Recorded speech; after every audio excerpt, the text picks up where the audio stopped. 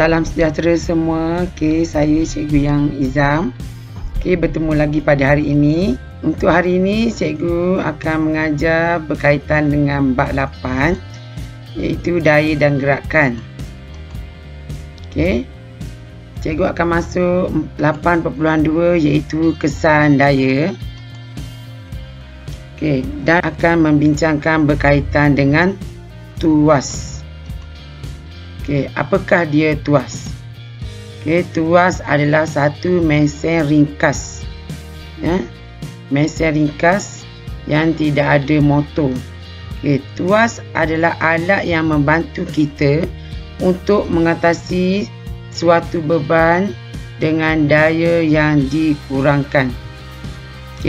Contohnya, sekiranya kita ingin mengambil air di telaga, kita akan menggunakan tuas.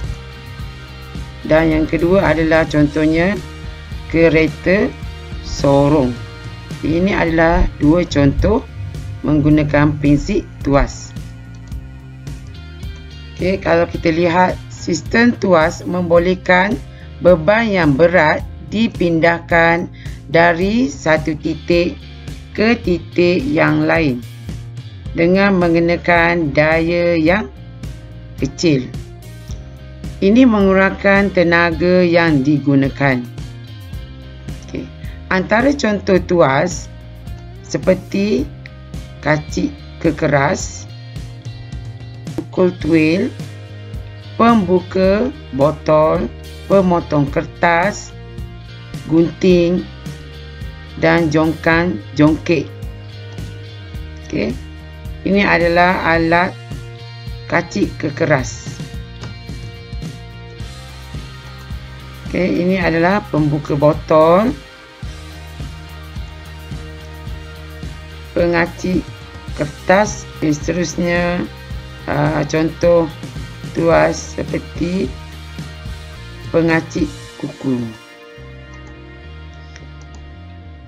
Tuas terdiri daripada 3 bahagian, iaitu fulcrum, iaitu disimbolkan sebagai F besar. Beban dalam bahasa Inggeris log L, huruf besar digunakan.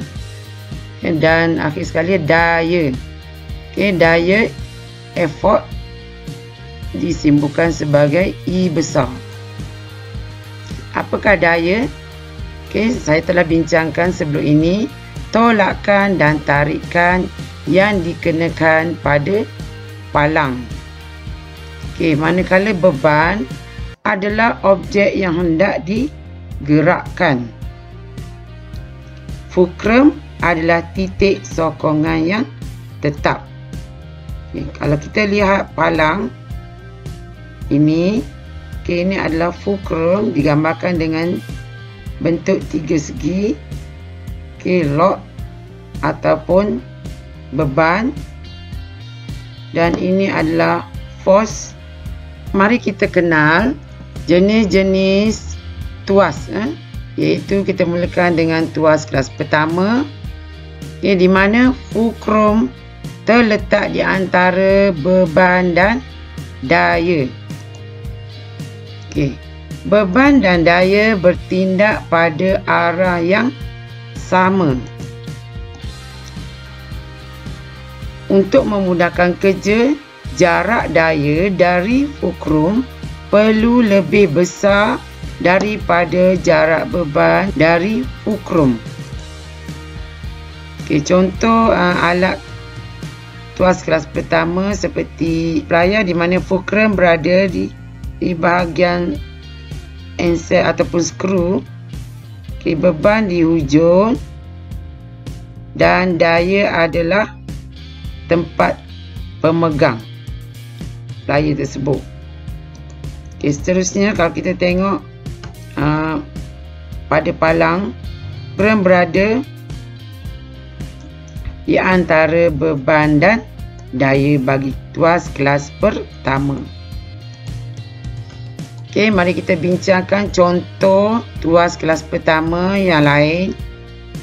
Plier tadi, gunting, tukul tuil, pembuka tin dan jongkek.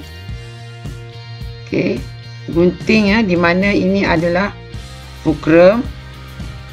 Okey, di sini adalah beban, tempat kita letakkan kain ataupun kertas, dan di bahagian kita masukkan jari adalah daya.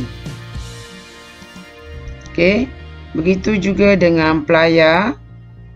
Okey, fulcrum berada di bahagian tengah, manakala beban di bahagian ujung kawasan ni, dan akhir sekali adalah daya.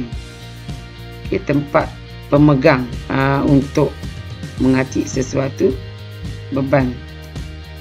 Okey, kalau kita lihat tukul tuil, bahagian fulcrum adalah bahagian di kawasan sini. Beban tempat kita letakkan, kita tarik paku, dan ini adalah daya. Daya adalah tempat kita pegang tukul tadi. Okey, tuas kelas kedua pula adalah beban terletak di antara fulcrum dan daya. Okey, di mana beban dan daya bertindak pada arah bertentangan. Okey, kalau kita lihat di sini, beban berada di antara fulcrum dan daya. Okey, antara alat dia adalah kereta sorong. Okey, beban contohnya kalau kita masukkan pasir di sini adalah beban. Okey, fulcrum di bahagian roda dan bahagian pemegang adalah daya. Okey, tuas kelas kedua, daya berada di kedudukan lebih jauh dari fulcrum berbanding dengan beban. Hal ini membenarkan daya yang kecil diperlukan bagi mengangkat beban yang besar. Okey, contoh alat bagi tuas kelas kedua adalah pembuka botol, kereta sorong, kacik kekeras, dan juga pemotong kertas. Okey, dan seterusnya. Pembuka botol antara contoh-contoh yang biasa di sekeliling kita. Kita bincang pula berkaitan dengan tuas kelas ketiga. Daya berada di kedudukan lebih dekat dengan fulcrum berbanding beban. Okey, maka jarak kecil yang digerakkan oleh daya boleh menyebabkan beban untuk bergerak melalui jarak yang lebih besar. Okey, antara contoh tuas ketiga adalah penyepit ais, forcek. Forcek biasanya digunakan di makmal.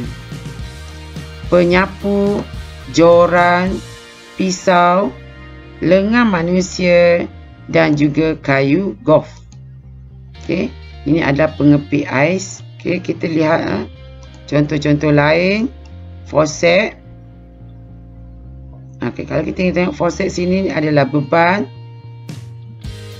Okey, fulcrum dan daya, Okey, sekiranya kalau kita lihat joran,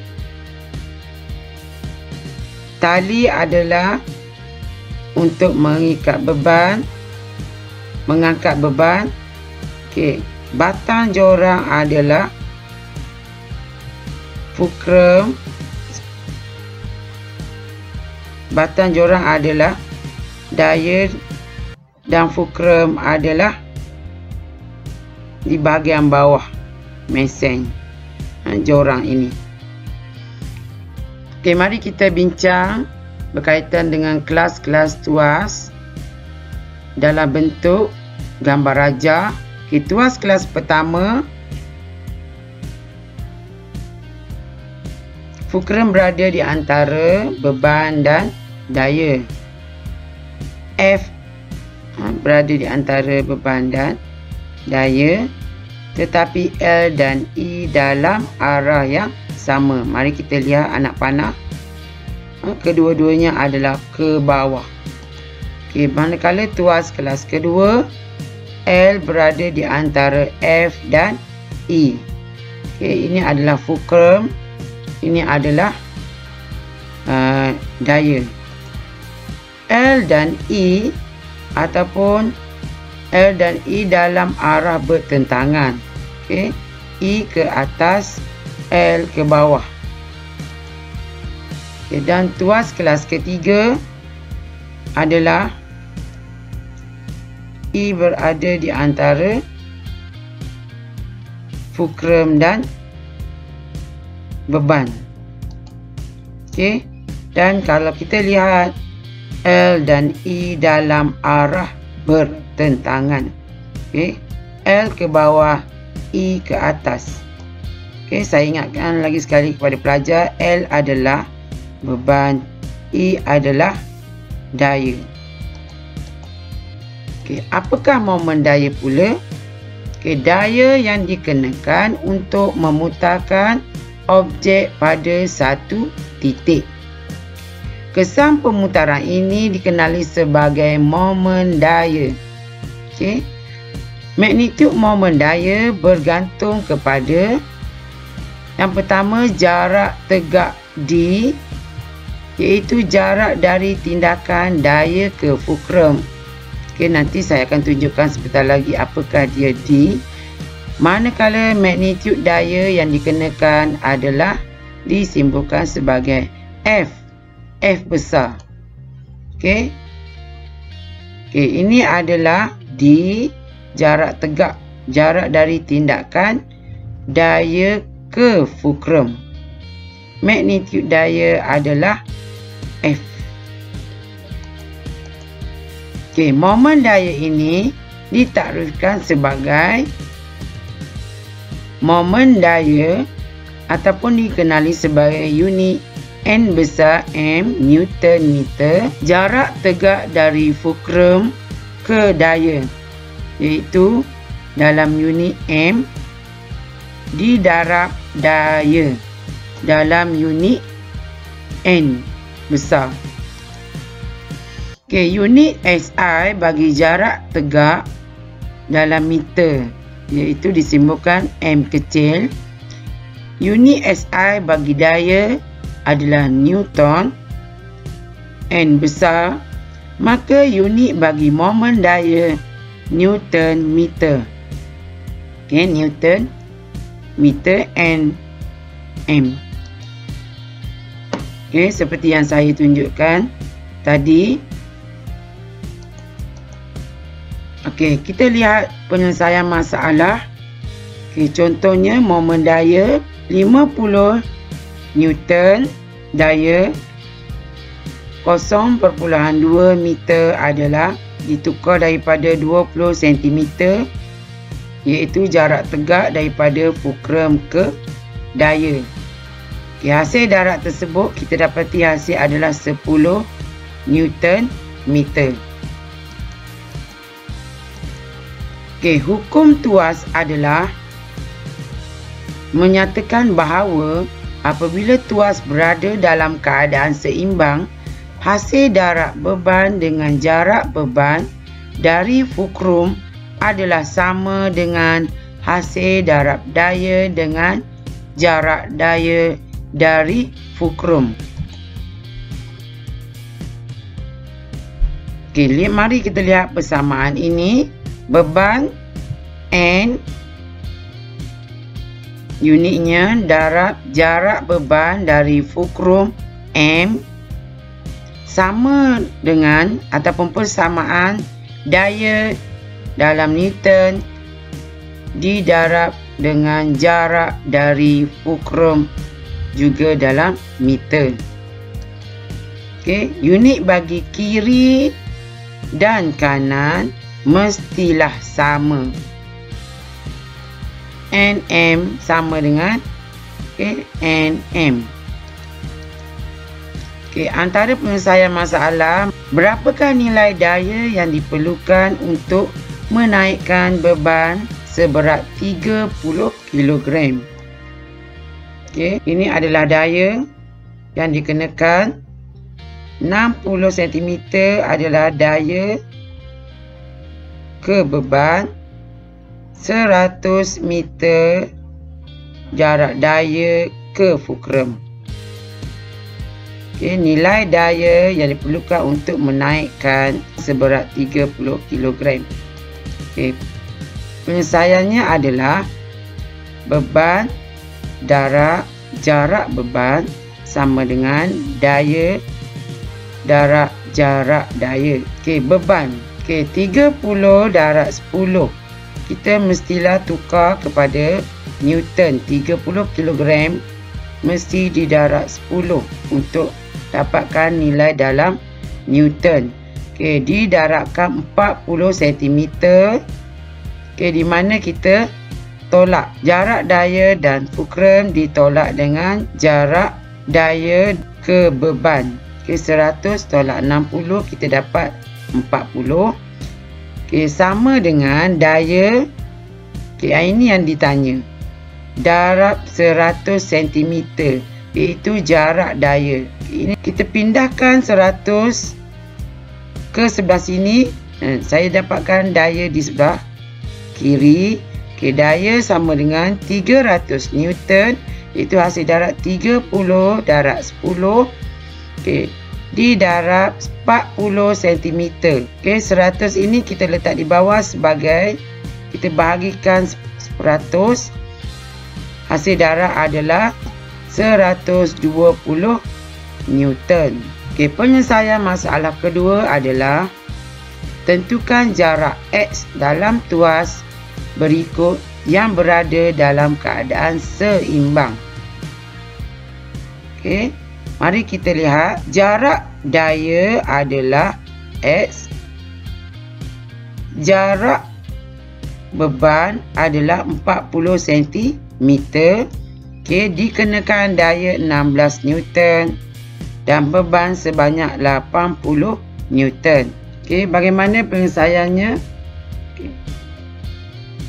Kita lihat di sini 16 Newton didarab dengan X, jarak antara daya dan fulcrum sama dengan ataupun bersamaan dengan 80 Newton darab dengan X cm tolak 40 cm. Okey, ataupun hasil kiraan 50 cm. Itu saja perkongsian cikgu pada kali ini. Okey, jangan lupa ya, sebelum para pelajar tinggalkan video cikgu, jangan lupa like, share dan juga subscribe channel cikgu. Okey, terima kasih semua. Okey, saya adalah Cikgu Yang Izam. Bye.